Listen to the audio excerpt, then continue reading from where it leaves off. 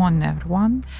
Just to remind you that we're here with Safe and Safe Country podcast. And my name is Alina Frolova, and I am host of this podcast. And within this podcast, we're speaking about the security issues, security in very broad meaning of it, security of the country, of Europe, of each person. And this podcast is produced jointly by Center for Defense Strategies, Ukrainska Pravda, and Media Center Ukraine.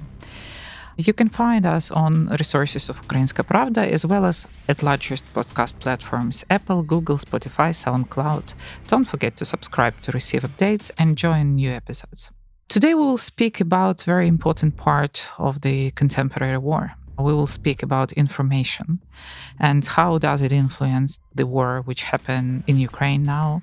How does it prepare Russia to the aggression which they did? And my guest today is Peter Pomerantsev, British journalist. You have very, Peter, long description of who you are, but you're probably the one of the most known person in Western countries who is speaking about propaganda. You have books, Nothing True and Everything Possible, Rise of Modern Russia, This is Not the Propaganda, and so on and so forth. And welcome. Thank you very much for having me.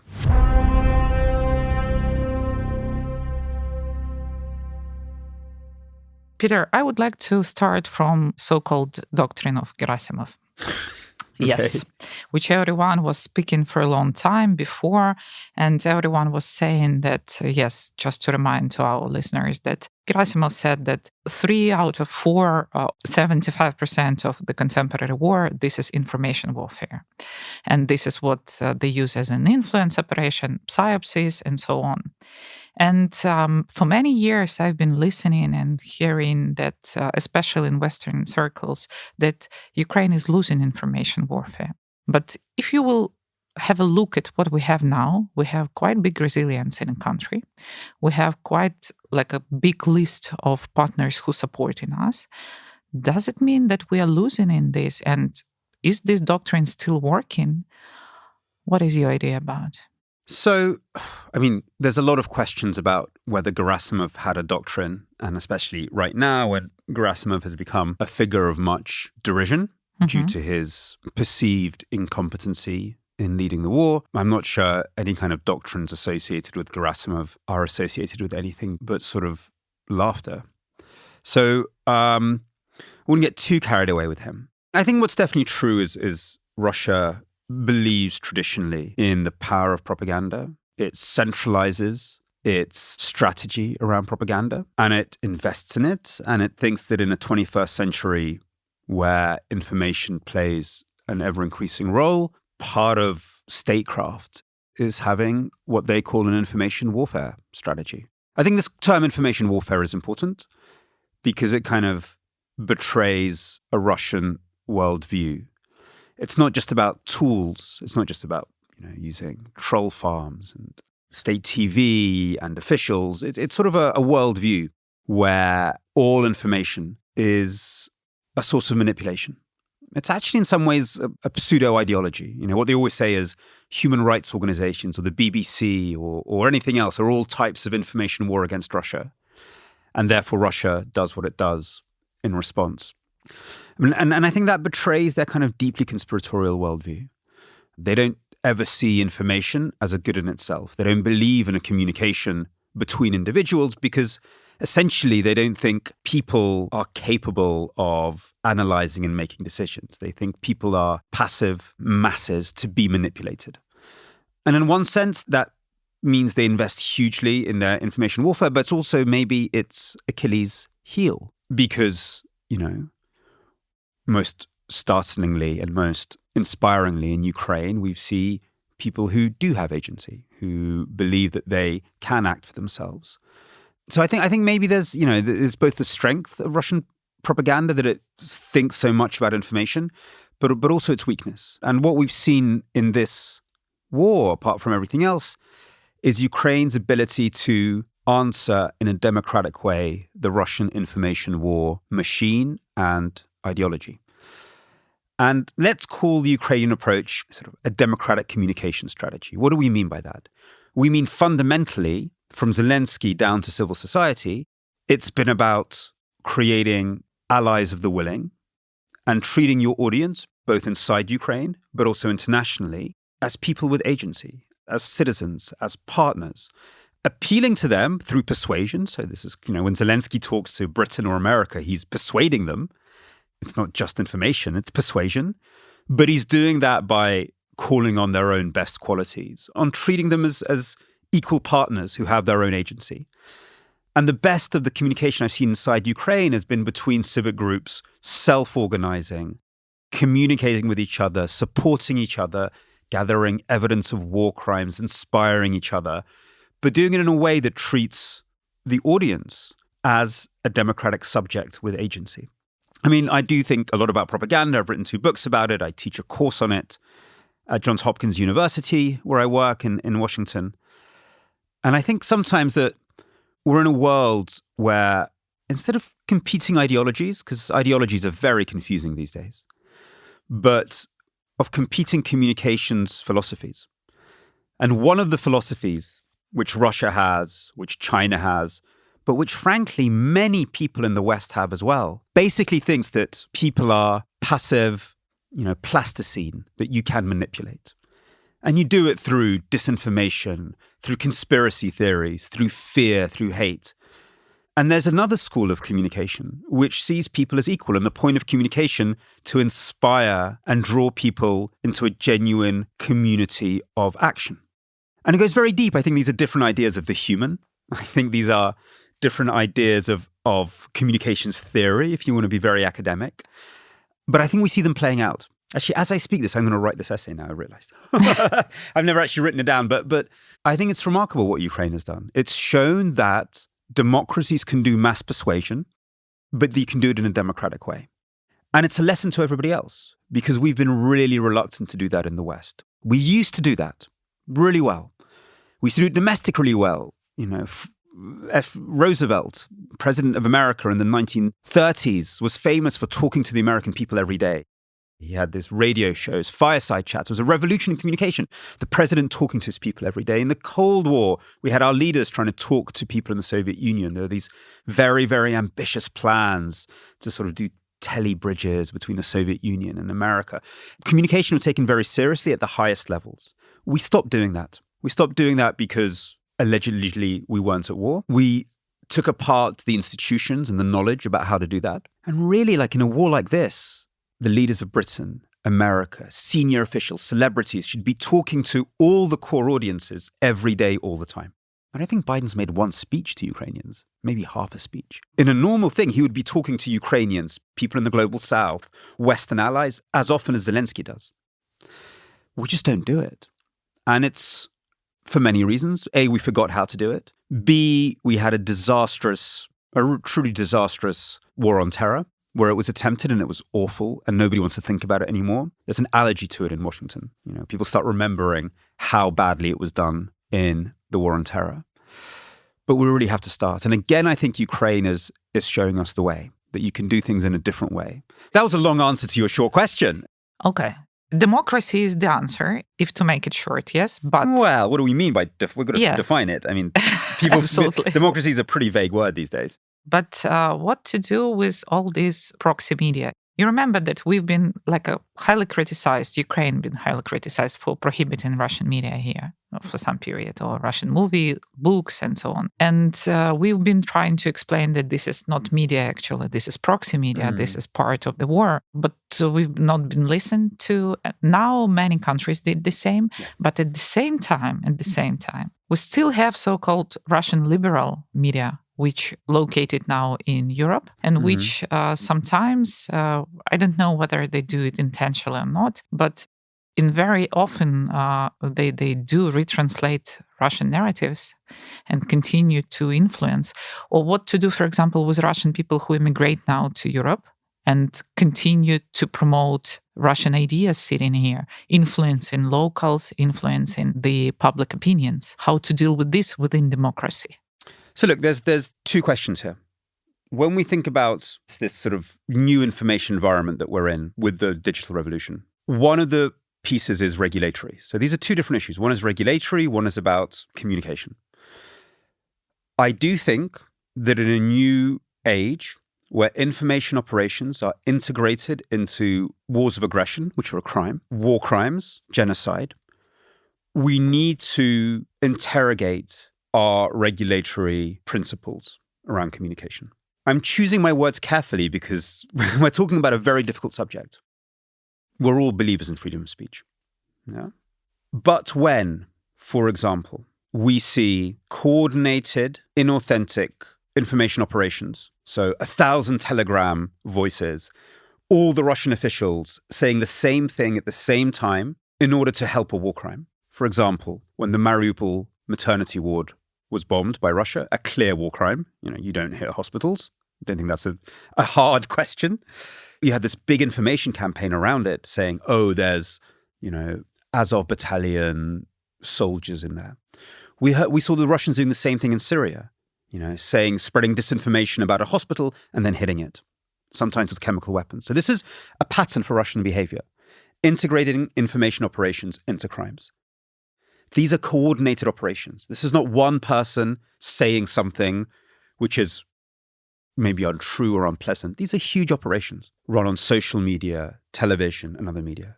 They're completely integrated into the military and security structures. Is that still freedom of speech? I'm not sure. I think one person is allowed to say the most horrible things, but these kind of operations, I don't think they are. And I think we need to interrogate that. We need to interrogate that under the idea of aiding and abetting crimes. We need to go back, and this is in the UN Declaration of Human Rights, by the way, about the idea of what is propaganda for war. Completely undermined. I think it's Article 20 of the UN Declaration of Human Rights. So this is there. We ban propaganda for war. No one's defined it. So what Ukraine was saying, hey guys, we're in a new world. This is not TV. This is not media. These are information operations which are an integral part of Russia's military strategy. Part of a war of aggression which is illegal. Yeah? This is aiding and abetting a crime. Now, the people who were, by the way, opposed to what Ukraine did were usually people from that sort of legal space. I actually think most normal people were like, yeah, obviously. For most normal people, obviously you ban the enemy's media when they've attacked you. Britain banned German media when it attacked. I mean, it's not even a question for ordinary people. Actually, ordinary people get this much better than legal and political people often, because people obviously, if they're invading you, you ban their TV channels, which are supporting the war. I actually don't think if you were to poll ordinary people in Europe, they'd completely get it if you explain the situation. It was a problem for the community, the freedom of speech community. I remember the OSCE's reports. But I think that community, which I would like to think means the best, really needs to go back to the drawing board. And I don't mean inventing new things. I'm against inventing new categories like disinformation, which you can't define. I think we have to go back to the principles we have and really question them. I mean, it's ridiculous. Nobody's defined Article 20. There is an article in the UN Declaration of Human Rights banning propaganda for war.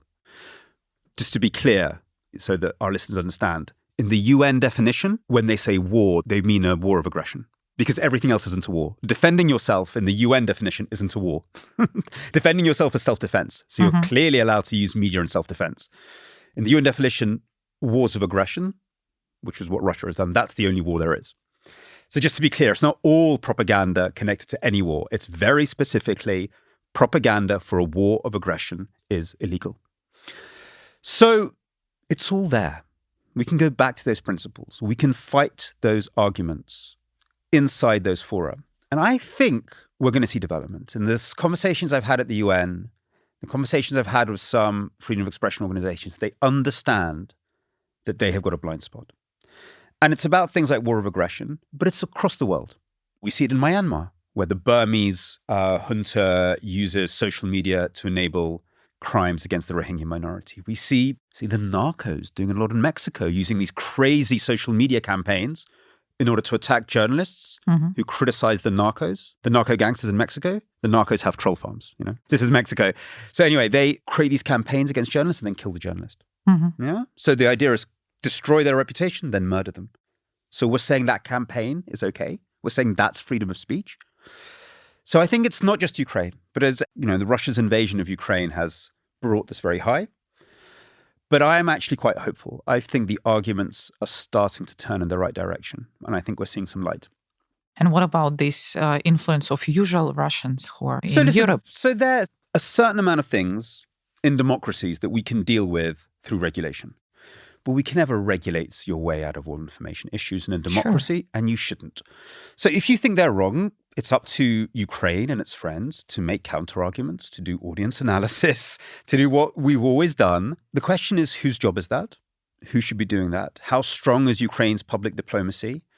Should it be coming from the Minister of Information and Culture, or should it be coming through other voices? So yes, if we want an idea to frame this around, I recommend a new book by the wonderful professor of a history of communication and propaganda, Nicholas Cull, who maybe you know, he's at USC Annenberg, which is America's top university for communication. So the book hasn't come out. I've read it. So he has a new concept, which I think is a really good one for what we're talking about here. His argument is that soft power isn't enough anymore, just being nice and having a beautiful image. He talks about the idea of reputational security, that states need to think about their reputation across the world in order to guarantee their security. Mm-hmm. In a sense, Ukraine had very weak reputational security in 2014. And when it was invaded, people were like, Ukraine, where's that? Who's being invaded? Why should we care? Now it's obviously much better, but you see the journey we've been across. So what you're talking about now is reputational security.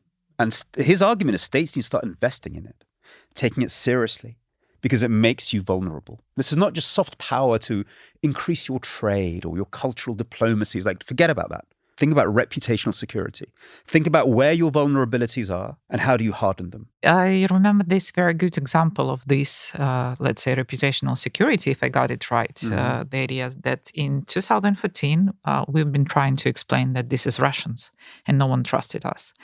Just because we didn't have a trust, and the situation actually changed only when NATO demonstrated pictures and no one discussed. Actually, you see nothing on those pictures. They said, okay, here is like some kind of artillery. You need to trust us that this is artillery. And now it's crossed the border of Ukraine. It means this is Russian artillery. And frankly, being like a usual person, you just see like some spots on the screen, but you trust NATO, and Ukraine was not trusted. And I think you're right. And coming back to some kind of propaganda issue, what do you think about the policy which is now implemented in Ukraine with the centralization of the, let's say, media in governmental hands and with influence? Because I saw one of the polls in Ukraine now, and one among the most rated threats, potential threats to Ukraine, people listed national telemarathon. As a threat? Yes, as a threat. So I haven't tracked public opinion in Ukraine since the start of the full-scale invasion. I did a lot beforehand, from 14 to 21, and I just haven't had time. I've been very focused on a series of other projects. I think it's worth looking at the international historical experience. Mm-hmm. So the one that I know best is Britain in World War II. It's very, very hard during a war to have the same rules around pluralism that you do in peacetime. Sure. So it is true. I mean, especially Ukraine, which had a pluralistic media, but not a very ethical one. Mm-hmm. So suddenly a disinformation campaign from a rival oligarch's TV station can really subvert the state and the military. Mm-hmm. So on the one hand, it is not unusual for the states to put limits on media freedom in war. It's not unusual. Britain did something similar in World War II, where actually the main oligarchs who controlled newspapers were part of the government. The Beaverbrook, who controlled Daily Express, sort of Rupert Murdoch of his time, was in the government. I mean, he was to that extent. He was a minister for war economy. So it's not unusual for there to be more centralized control in a war, and it's understandable. However, and here's the problem, the more centralized it becomes, the less people will trust it, and that's bad for your war effort as well.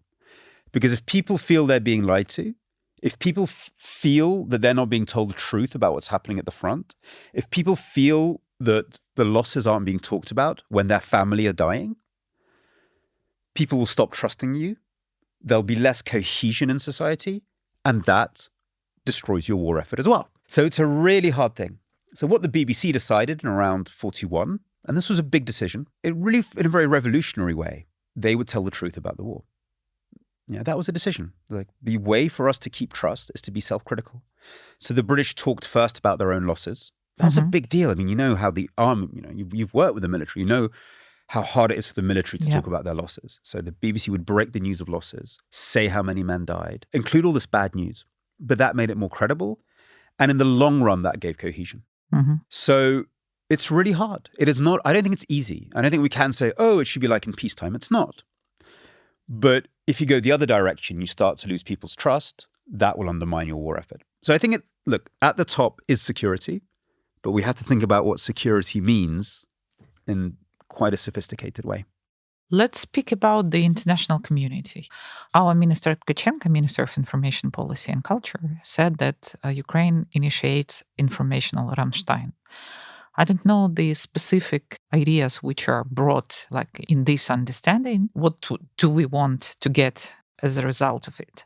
But what is your vision from United Kingdom, for example? How united democratic countries are in this information warfare, information support of Ukraine? Is there like a top news about Ukraine now present on those media channels? What's going on? Let's take a step back because the information Rammstein was an idea that I originated. So, and it was based on actually a very big piece of research that I did with colleagues for the US in the first months of the war. And then after we wrote the big study, I gave an interview to Ukrainska Pravda and mentioned information Rammstein, and then others picked it up. So since then, as always, as you know from the expert community, you have a beautiful idea on paper, and then the politicians have their own ideas. It transforms. But the basic principle is the same. The basic principle is that in order to compete with the authoritarian information war machine, whether it's China or Russia, democracies have to work together. We will have to understand where is the strength of one and where is the strength of another. Russia and China are already starting to collude in the information space, swap arguments, swap information. For a long time, Russia and Syria were doing that. They're not formal information alliances, but they're working together. Democracies have to do that too, based on our principles and our values. And that starts with working out, how do we help each other? How does this fit together? What can America bring? What can Ireland bring? What can Britain bring? In our common effort in this war right now to win the war. Yeah? That means approaching the space in a much more coherent way, thinking, what are our top priorities? If the top priority is, making sure the weapon supply is going, what do we do to do that? Who does what role? Yeah. It's understanding where one country has influence so you can help another one, and so on and so forth. So it's about how do we put the Lego of our strengths together. Now, as you know, it's hard to get departments in one country to work together, let alone countries.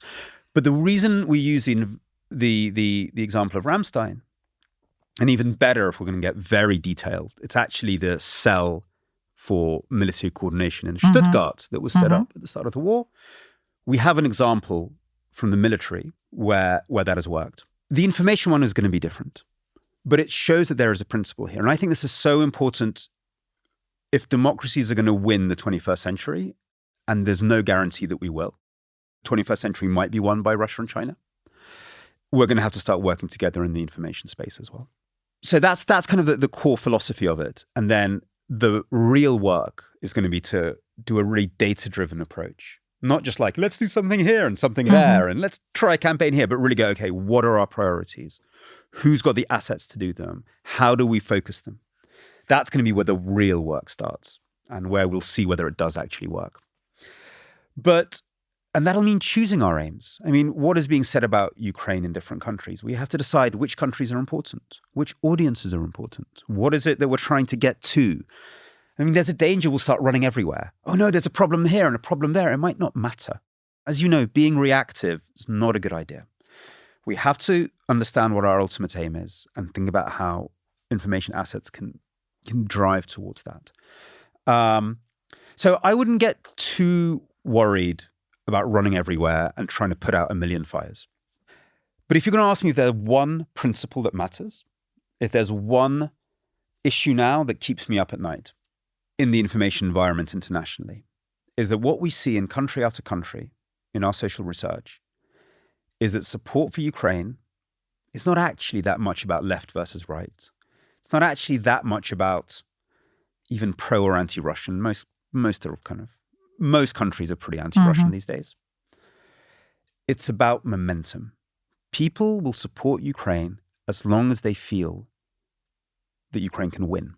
And people stop supporting Ukraine when they feel that Russia is so big and so scary, you've got to make a deal. And that is always going to be a bad deal. So it's this question of momentum, which is key.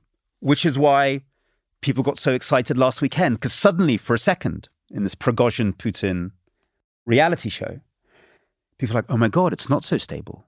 Oh my God, something might change.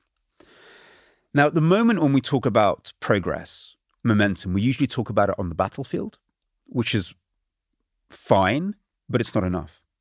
I think we should be opening the gates of what is momentum and approaching it with a lot more consistency. So momentum is also justice. Yeah? We've got to be telling the story of bringing Russian perpetrators to justice. And what does justice mean? Justice in law courts, sanctions, public opinion, campaigns against Russian companies. All of this is justice. Economic justice. I very much support the idea of an economic tribunal that will not just take Russian assets and return them to Ukraine, but there will be cases where people can go, my house was damaged, here's my case. So let's think about justice. Justice is one of the ways. Let's think about the investigations into Russian enablers. Yeah? Victory will also be taking out people who help Russia in Germany, in Hungary. All of these things are victory. Victory is also reconstruction. Victory is keeping the electricity grid going. Victory is rebuilding communities in Ukraine. All of this is victory.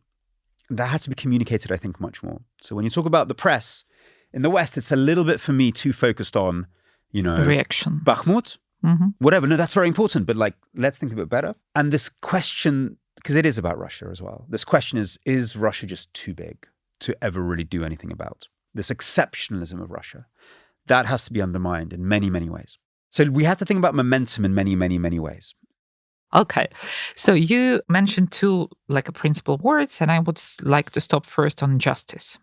We have in history some kind of precedents of justice or punishment of those media who've been promoting war crimes or making propaganda. We remember the case of Rwanda, at least, as one of well-known. Do you see the opportunity here, for example, for Rammstein, or not for Rammstein, but to work with the idea of developing this legal system of justice, of punishment of those media who promoted propaganda, hatred, and so on?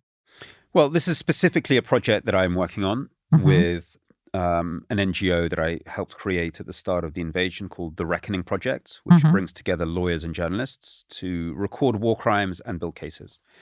It's full of Ukrainian staff, but also international lawyers. And this is one of the big projects we're working on together with Global Rights Compliance, which is a humanitarian law firm that works in Ukraine. We think that there is a revolutionary moment.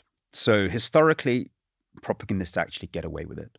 So there is the case of Rwanda, where a radio station literally told one tribe, pick up a gun, go to this church, kill these people. So the instructions were very clear. And the incitement all the time was very, very vicious. But that's a rare case.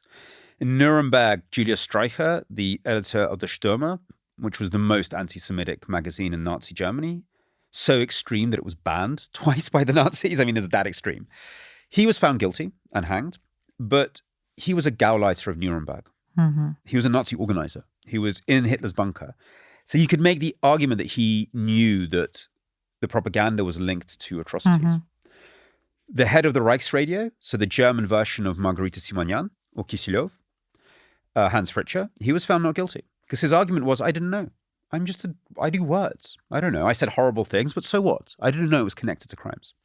So we have to show that the people involved in the Russian system today are aware that there are criminal acts connected to their words, that they are integrated into the system of decision-making, that they are conscious enablers of crimes.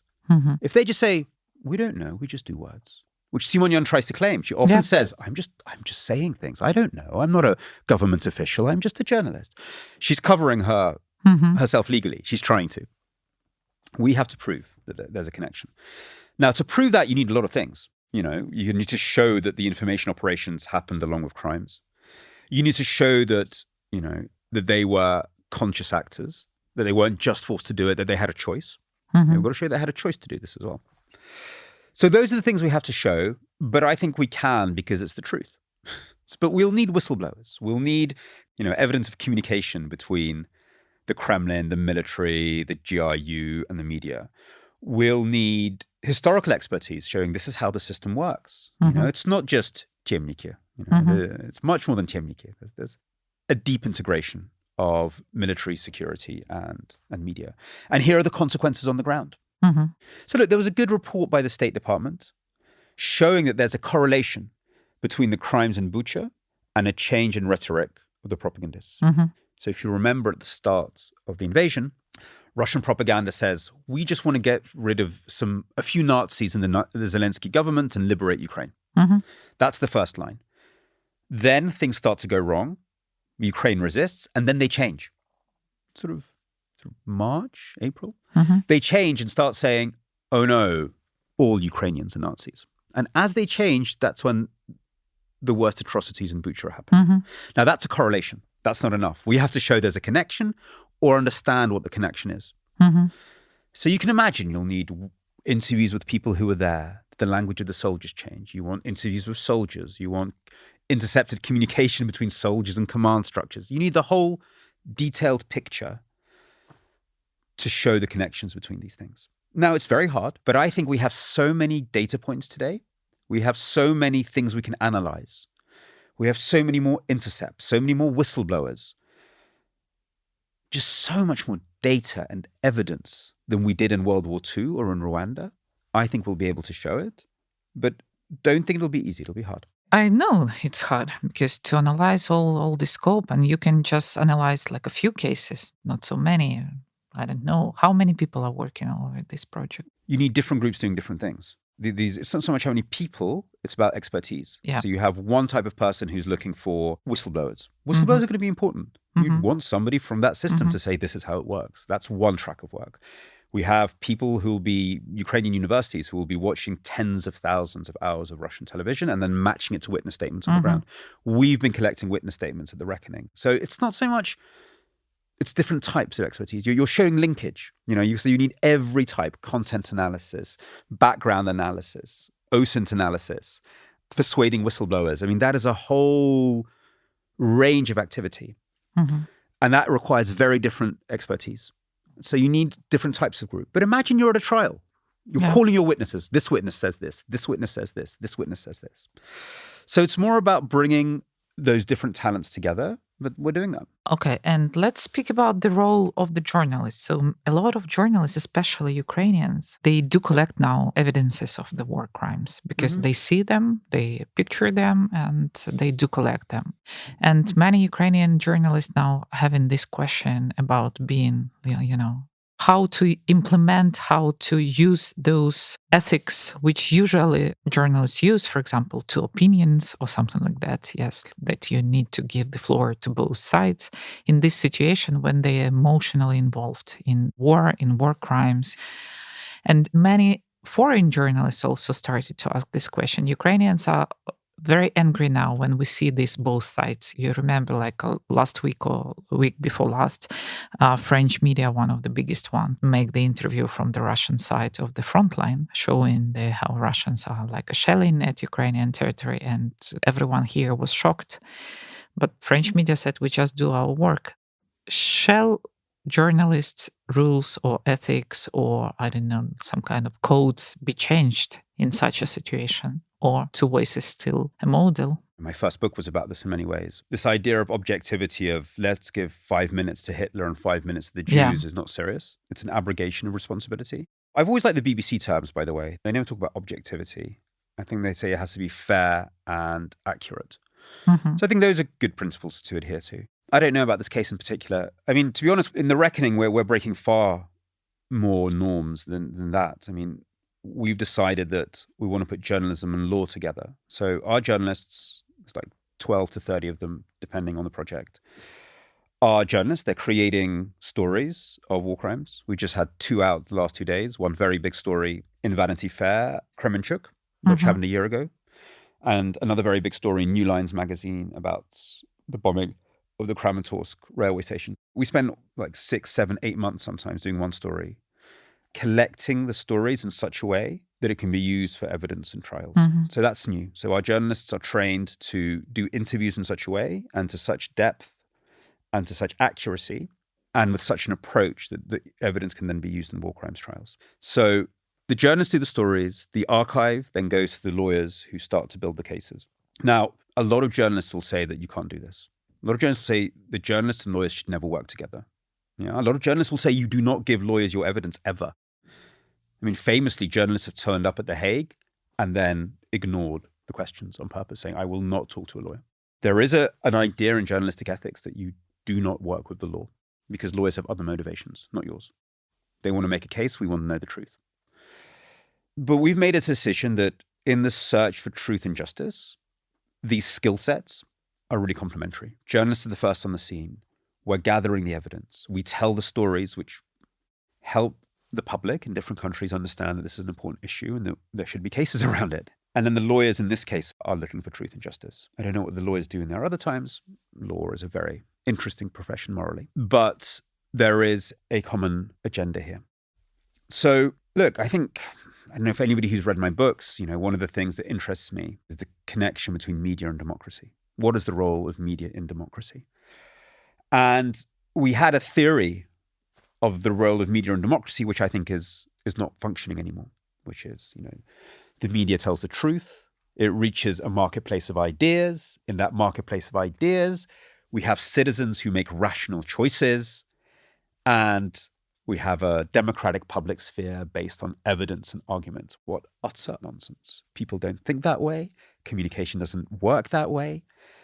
So, all these arguments, these principles that media have are based on a false philosophy of how media connects to democracy. And there's been 2 ways out of that.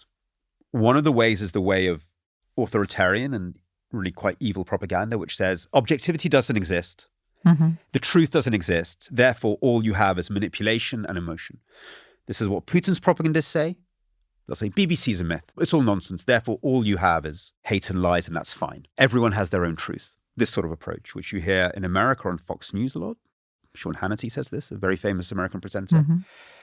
Very sympathetic to some causes, aren't very helpful to Ukraine. And Putin propaganda says this all the time. So that's not a way out for me either. I still believe in truth. I still believe in accuracy. I still believe in communication.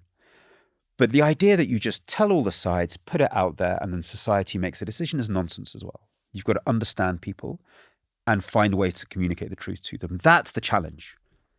And that's maybe one that journalists are running away from.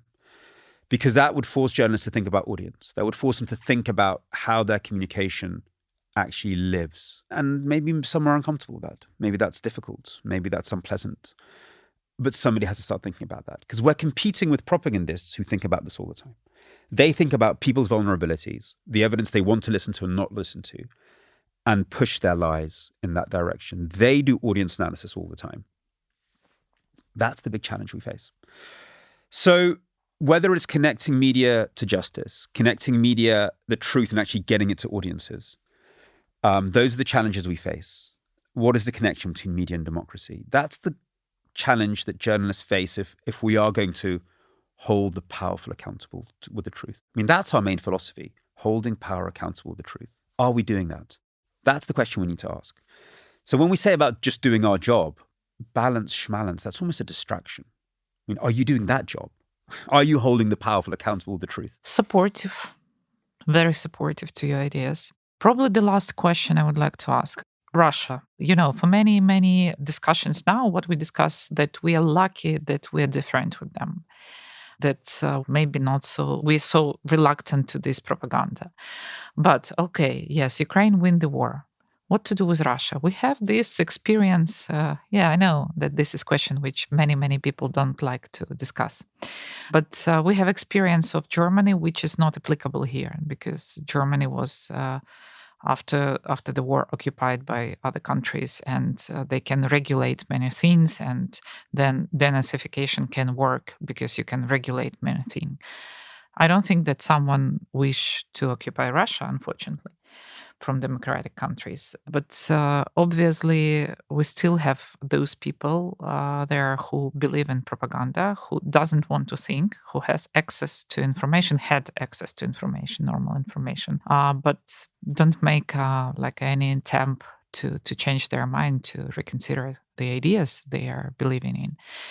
Do you have any ideas? Do you have any vision how to work with those such a big mass of people who was injured with propaganda, and they will stay on this position, and what to do with kids, how to denazify them? Well, look, as you say, there is international experience with this, and there is history. Yeah, I literally having this conversation last night with some Ukrainian friends.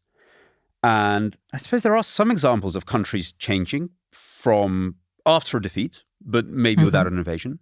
I mean, Britain to a certain extent, France to a certain extent. I mean, not all the way, let's be honest. But, a lot of European empires, realized that empire is not the way forward and started some process of self-analysis. Slow one, let's be honest, but some self-criticism. So I suppose that has happened, after a defeat, but without invasion. So I think there are some examples of a country starting to analyze itself.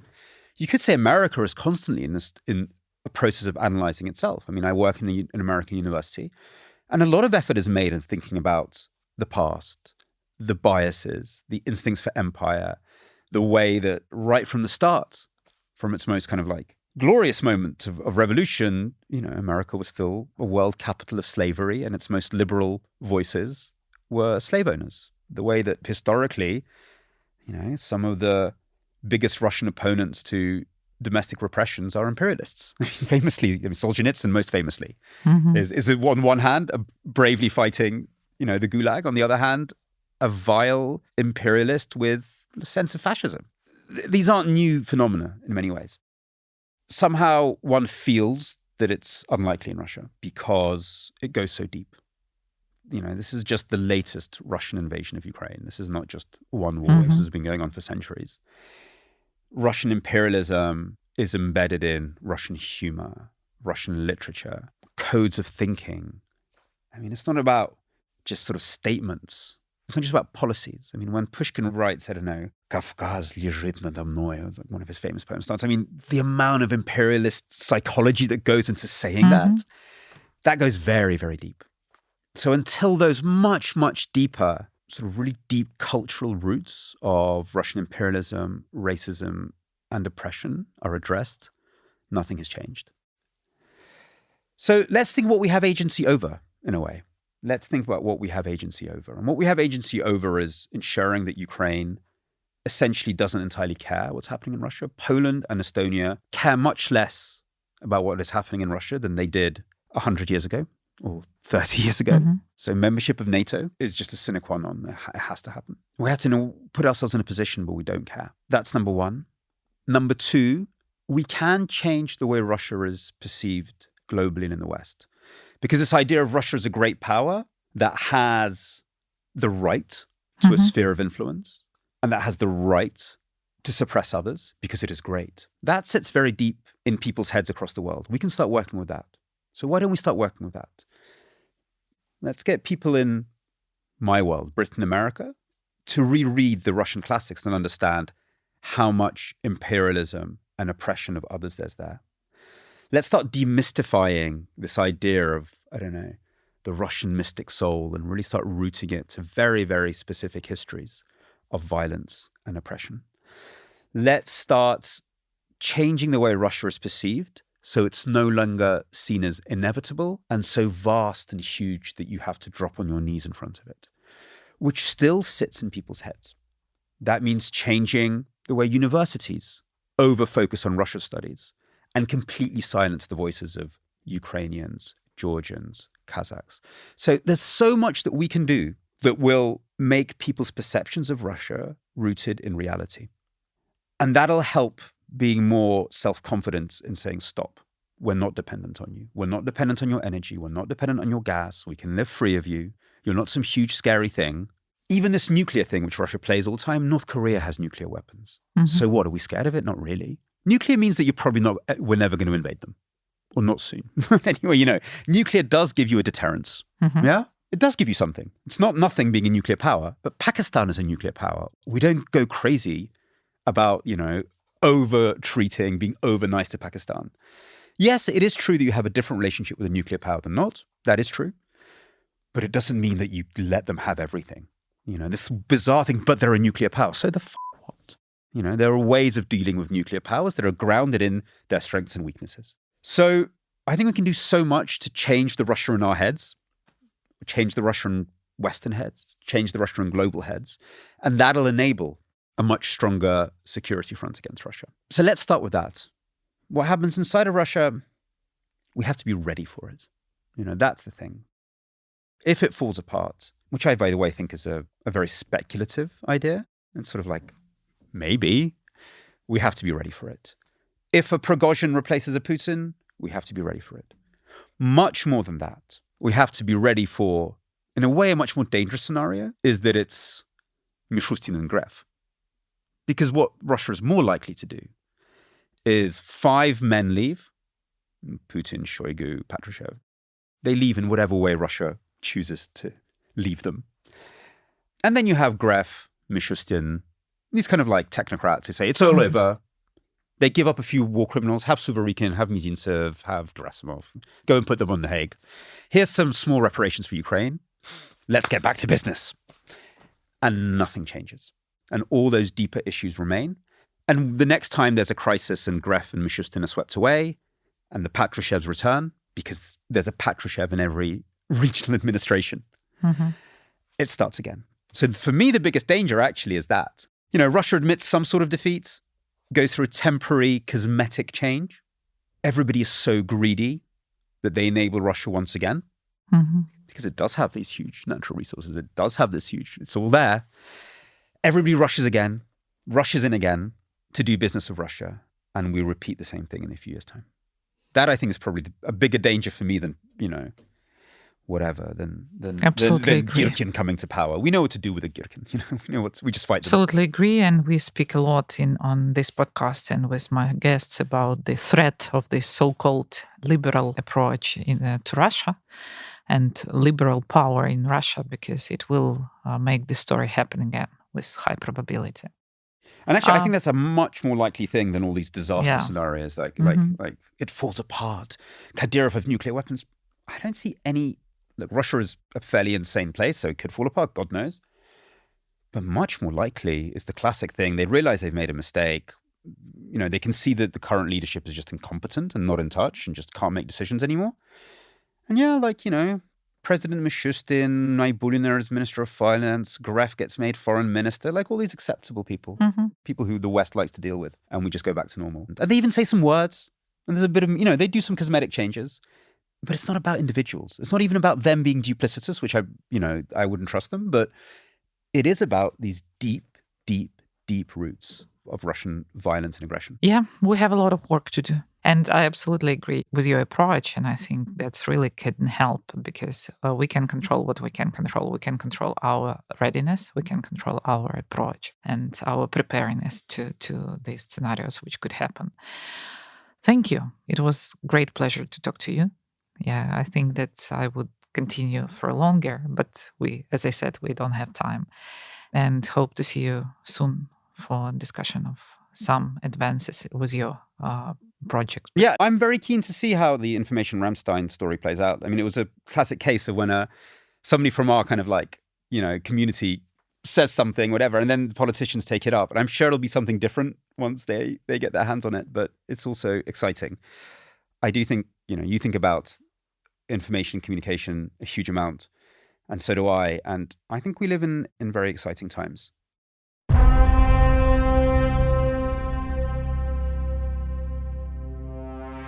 From professional point of view, it's very exciting. Absolutely. Okay, so we need to finalize, and I'm very grateful to our listeners who stayed with us. And just to remind you that was a Safe and Safe Country podcast, and I'm the host, Alina Frolova, and this podcast is produced by Center for Defense Strategies Ukrainska Pravda and Media Center Ukraine. Safe and Safe Country, every one of us can just do their work to make our country safe. Thank you.